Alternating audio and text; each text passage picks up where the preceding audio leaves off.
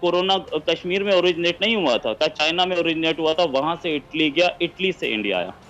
दूसरी चीज डोमिसाइल कानून। जहां तक आप डोमिसाइल की बात कर रहे हैं, तो इंडियन टेरिटरी, इंडिया में जो इंडिया के जो एरियाज हैं, इंडिया वहां पे अपना डोमिसाइल लगाता है और लगा सकता है, पूरा राइट है उसको।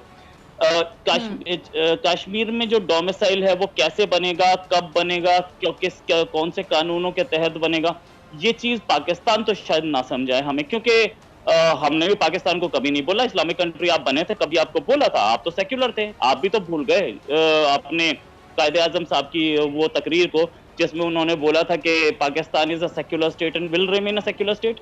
तो इंडिया में क्या कानून होगा, या पाकिस्तान हमें ना बताए। इंडिया का डोमिसाइल कानून चल रहा है, वो लॉ बन रहा है, और सारे कश्मीरीज को पूरी की पूरी आजादी है इंडिया में।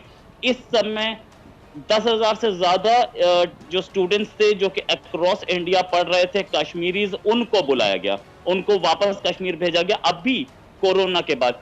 और अक्रॉस द वर्ल्ड जितने कश्मीरी स्टूडेंट्स पढ़ रहे थे वो भी वापस आए, ये तो रिकॉर्ड्स पे है, इसको तो आप मानेंगे।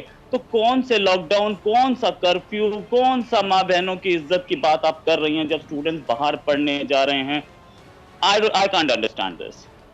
देखिए, जहाँ तक आपने मुझसे पूछा सवाल कि मैं मुस्लिम हूँ, भारत में रहता हूँ, मुझे बहुत फ़ख्र है कि मैं मुसलमान हूँ, और मुझे इस बात पे भी बहुत फ़ख्र है कि मैं भारत के अंदर रहता हूँ।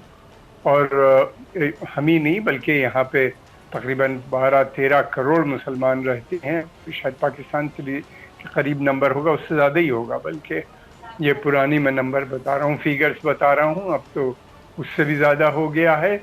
और हम लोग के पास बिजनेस है, हम लोग को हर किस्म की आज़ादी है, बड़ी बड़ी यूनिवर्सिटीज़ हम लोगों ने खोल रखी है, बहुत बड़ी बड़ी फैक्ट्रियाँ मुसलमान चला रहे हैं, सिप्ला और विप्रो और जैसी बड़ी कंपनीज, इसके अलावा पता नहीं कितनी वो कार्ड, और जिनका शुमार ग्लोबल बड़ी कंपनीज में होता है, मुसलमानों की उसके ओनरशिप है। मुसलमानों की हालात यहाँ पे पहले बहुत ख़राब थे, तो हिंदुओं के भी ख़राब थे। आज़ादी के बाद जब इंडिया में पैसा आया, मुसलमानों के भी हालात बेहतर हुए। आप बोलने देंगे हमें? और फिर उसके बाद ये कि जहाँ तक है, हिंदुस्तान के अंदर गुर्बत भी है, मुसलमानों में भी गुर्बत है, तो हिंदुओं का भी एक बहुत बड़ा सेक्शन गरीब है। कमर साहब, सॉरी मैं आपकी बात को काट रही हूँ, ये जो इतने एहतजाज करें लोग भारत में, वो मुसलमान है या हिंदू हैं?